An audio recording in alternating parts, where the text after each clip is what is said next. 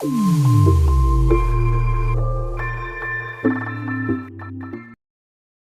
बात करने वाले हैं कक्षा 10वीं के अध्याय 3 के बारे में। इसमें से देखिए, इस अध्याय का नाम है एक चर का द्विघात समीकरण। लगभग इसमें से क्वेश्चन हर साल पूछा जाता है। करीब करीब 5 प्रश्न इसमें से पूछे जाने की संभावना होती है, ठीक ना। हर साल लगभग 5 प्रश्न आप मान के चलिए, हर साल पूछा जाता है, तो बहुत आईएमपी है। तो इस अध्याय में हम लोग देखने वाले क्या है, देखिए उसको। सबसे पहले देखिए, हम लोग इसमें देखने वाले हैं द्विघात समीकरण पता करना। द्विघात समीकरण है कि नहीं, उसको जांच कैसे करना है उसको बताऊंगा मैं। उसके बाद नेक्स्ट टॉपिक मैं बताने वाला हूँ समीकरण हल करके मूल कैसे ज्ञात करना है। तीसरा जो टॉपिक है हमारा, मूल से समीकरण, जैसे उत्तर से प्रश्न कैसे बनाएंगे, ठीक ना। मतलब जो भी x का 2 मान रहेगा उससे हम लोग कैसे मूल से समीकरण बना सकते हैं।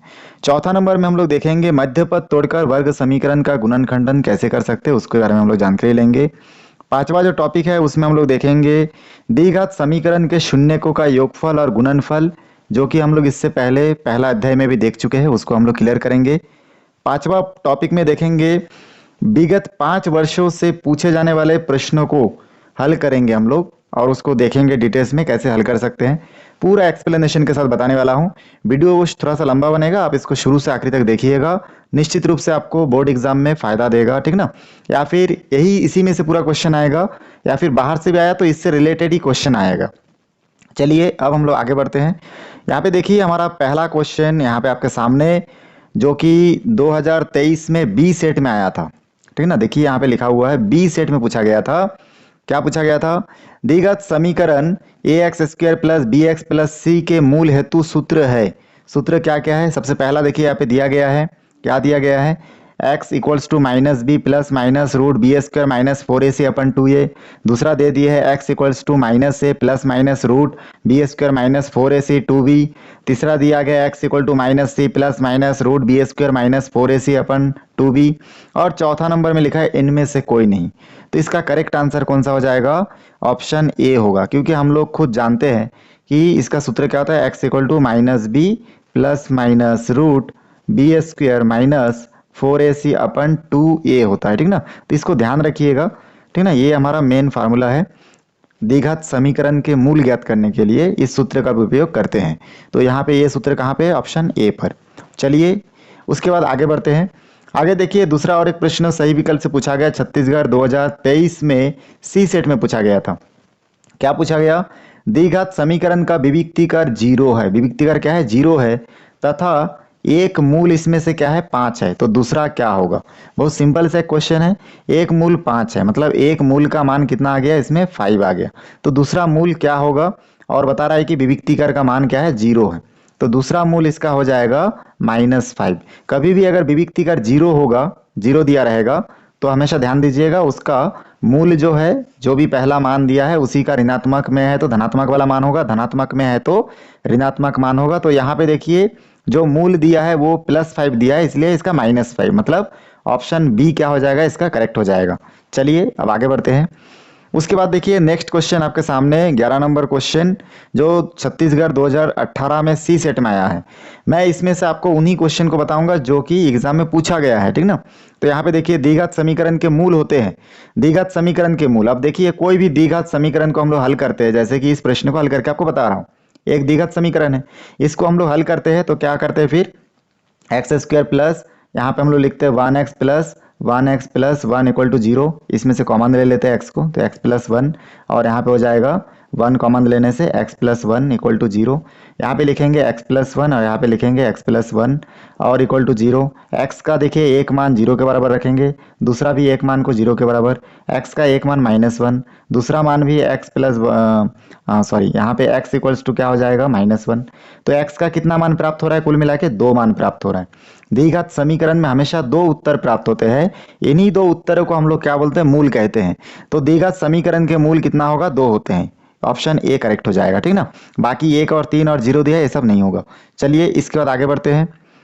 उसके बाद देखिए नेक्स्ट क्वेश्चन में लिखा हुआ है निम्नलिखित में से, ठीक ना, इस क्वेश्चन में लिखा है निम्नलिखित में से कौन सा वर्ग समीकरण नहीं है? वर्ग समीकरण कब होता है? जिसका घात 2 हो। जिसका घात 2 हो और जिसमें x के ऊपर रूट नहीं होना चाहिए, ठीक ना। ये दो कंडीशन फॉलो करना है, घात 2 होना चाहिए और कभी भी x के ऊपर रूट नहीं होना चाहिए, ठीक ना। रूट नहीं होना चाहिए या फिर इसका घात जो है कभी भी परिमेय संख्या मतलब बटे वाला संख्या नहीं होना चाहिए, p बटे q के रूप में नहीं होना चाहिए। ये सब कंडीशन फॉलो करने से क्या बन जाता है, वो द्विघात समीकरण।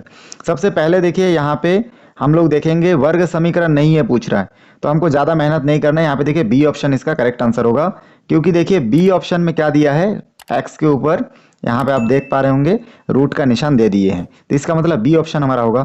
बाकी सभी में देखिए यहाँ पे इसका घात 2 है, ठीक ना। उसके बाद देखिए इसमें भी घात क्या दिख रहा है, 2 दिख रहा है। उसके बाद देखिए यहाँ पे पहला नंबर पे घात 2 नहीं दिख रहा है, लेकिन x प्लस 1 अपन एक्स को अगर हल करेंगे हम लोग तो यहाँ पे ये दोनों गुना होके क्या हो जाएगा, x square plus 1 equal to ये x इधर गुना होके 2x हो जाएगा, तब हमको दिखेगा। तो यहाँ पे बी ऑप्शन जो है हमारा करेक्ट आंसर है। चलिए इसके बाद आगे बढ़ते हैं। यहाँ पे देखिए नेक्स्ट क्वेश्चन में लिखा हुआ है वर्ग समीकरण 2x square minus 4x plus 3 के मूलों का गुणनफल होगा। तो इसके मूलों का गुणनफल क्या होगा, छत्तीसगढ़ 2019 में बी सेट में पूछा गया था।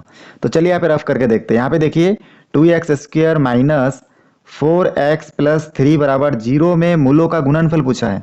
ए का मान कितना है, एक्स स्क्वायर के सामने 2, फिर बी का मान कितना है, देखिए यहाँ पे -4, तो यहाँ पे लिख लेंगे -4।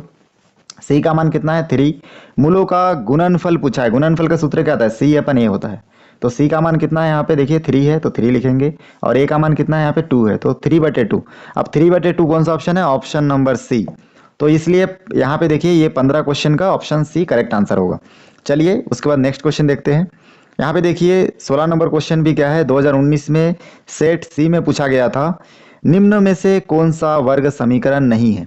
तो मैं आपको बताया जैसे कि वर्ग समीकरण चेक करना बहुत आसान है, खाली दो चीज हमको इसमें फॉलो करना है कि कभी भी कोई भी x का घात, ठीक ना, कभी भी क्या होना चाहिए, x का घात जो है वो रूट में नहीं होना चाहिए और कभी भी x का घात बटे में नहीं होना चाहिए, p बटे q मतलब 1/2 2/3 ऐसा बटे में नहीं होना चाहिए।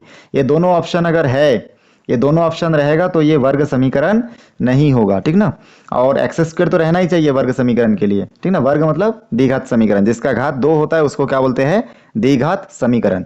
तो यहाँ पे हम लोग देखेंगे, सबसे पहले देखिए इसको चेक कर लीजिएगा, ठीक ना, ये दोनों को चेक कर लीजिएगा तो आपका आंसर फटाफट मिल जाएगा। तो यहाँ पे हम लोग देख रहे हैं कि हमारा जो क्वेश्चन है इसमें देखिए यहाँ पे सी नंबर क्वेश्चन में, देखिए सी नंबर क्वेश्चन में क्या है आपका, इसका घात x का घात देखिए यहाँ पे 2 लिखा हुआ है, इसलिए ये क्या नहीं होगा, द्विघात समीकरण नहीं हो पाएगा, ठीक ना। इस प्रकार से चेक करना है आपको खाली। तो यहाँ पे ऑप्शन क्या हो जाएगा, द्विघात समीकरण नहीं होगा, तो यहाँ पे 16 का ऑप्शन हो जाएगा आपका सी नंबर। यहाँ पे डी नंबर भी आपका क्या है, द्विघात समीकरण नहीं है, ठीक ना। तो वर्ग समीकरण नहीं है, कौन सा वर्ग समीकरण नहीं है, तो ये दोनों ही होना चाहिए। यहाँ पे थोड़ा कंफ्यूजन है, ऑप्शन में कुछ गलती दे दिए हैं, ठीक ना। तो इस प्रकार से यहाँ पे ऑप्शन होना चाहिए था कि कौन सा वर्ग समीकरण है, इसमें ये ऑप्शन देना था, लेकिन क्योंकि देखिए ये हमारा खाली क्या है, वर्ग समीकरण है, बाकी ये भी नहीं है वर्ग समीकरण, ये भी नहीं है, और ये पहला ऑप्शन भी हमारा वर्ग समीकरण नहीं है। तो ऑप्शन इसका बी होना चाहिए जो वर्ग समीकरण है। तो इसका मतलब यहाँ से इन लोग क्वेश्चन को थोड़ा गलत कर दिए, इस क्वेश्चन में यहाँ पे नहीं होना चाहिए था, ठीक है ना। नहीं को मिटा देने से कौन सा वर्ग समीकरण, प्रिंटिंग मिस्टेक होगा। तो यहाँ पे पूछा गया था निम्न में से कौन सा वर्ग समीकरण है, तो कौन सा है, बी ऑप्शन। तो हमारा ऑप्शन नंबर क्या हो जाएगा इसमें, बी, ठीक ना।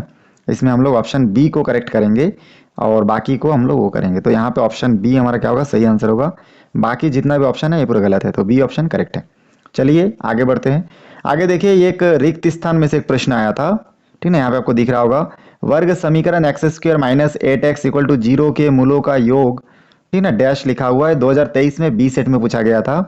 तो यहाँ पे मूलों का योग, तो x square minus 8x equal to 0 में देखिए कैसे हम लोग मूलों का योग ज्ञात करेंगे। सबसे पहले देखिए यहाँ पे एक्स स्क्वायर के सामने कुछ क्या दिख रहा है, कुछ नहीं, मतलब क्या है यहाँ पे 1 है, तो यहाँ पे हम लोग नोट करेंगे 1। फिर b का मान कितना है, यहाँ पे देखिए x के सामने -8 लिखा हुआ है, तो यहाँ पे लिखेंगे -8।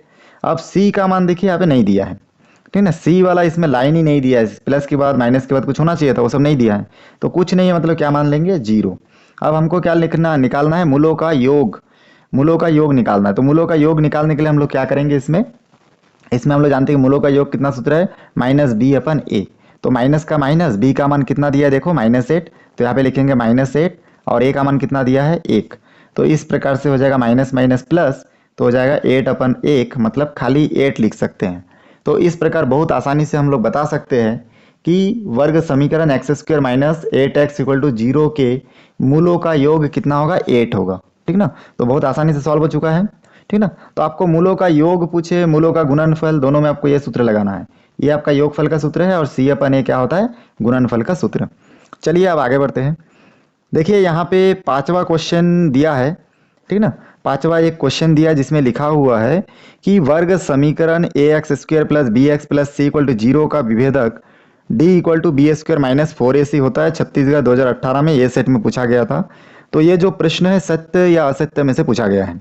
तो विभेदक का सूत्र हम लोग जानते ही है कि d बराबर क्या होता है, बी स्क्वायर माइनस 4ac के रूप में होता है। और दीघा समीकरण का जो प्रारूप होता है वो क्या होता है, ax square plus b x plus c equal to 0। यह दीघा समीकरण का प्रारूप है। ठीक ना, और इसी समीकरण से हमको क्या प्राप्त होता है, यहाँ पे देखिए d बराबर बी स्क्वायर माइनस 4ac। तो इसी से हमको विभेदक का यह सूत्र प्राप्त होता है। ये बिल्कुल करेक्ट है। तो हम लोग यहाँ पे क्या लिखेंगे, सत्य है। यहाँ पे हम लोग नोट करेंगे सत्य है। ठीक ना, ये कथन क्या हो गया, सत्य हो गया। चलिए नेक्स्ट क्वेश्चन देखते हैं। लिखा हुआ है वर्ग समीकरण x square minus 7x equal to 0 का हल 0 और 7 है। छत्तीसगढ़ 2018 में बी सेट में पूछा गया था। अब 7 है कि नहीं उसको हम लोग चेक करेंगे यहाँ पे हल करके। तो यहाँ पे सबसे पहले देखिए x square minus 7x equal to 0 लिखा गया है। यहाँ से x कॉमन लेंगे तो x माइनस 7 बराबर 0 बचेगा। x के एक बार 0 के बराबर और x माइनस 7 को एक बार 0 के बराबर बिठाएंगे तो x इक्वल टू हमको क्या मिलेगा, +7। तो x का एक मान मिल गया हमको 0 और x का एक मान मिल गया 7। तो ये बिल्कुल सही बता रहा है कि वर्ग समीकरण में x square minus 7x equal to 0 का हल 0 और 7 है। ये बिल्कुल सत्य है कथन, कोई गलती नहीं है इसमें। तो हम लोग यहाँ पे लिखेंगे सत्य। तो यहाँ तक सॉल्व हो चुका है। चलिए अब हम लोग आगे बढ़ते हैं। इसमें कुछ प्रश्न देख लेते हैं। जैसे कि यहाँ पे देखिए अति लघु त्रि प्रश्न 2 या 3 नंबर का हर साल एग्जाम में पूछा जाता है यहाँ से।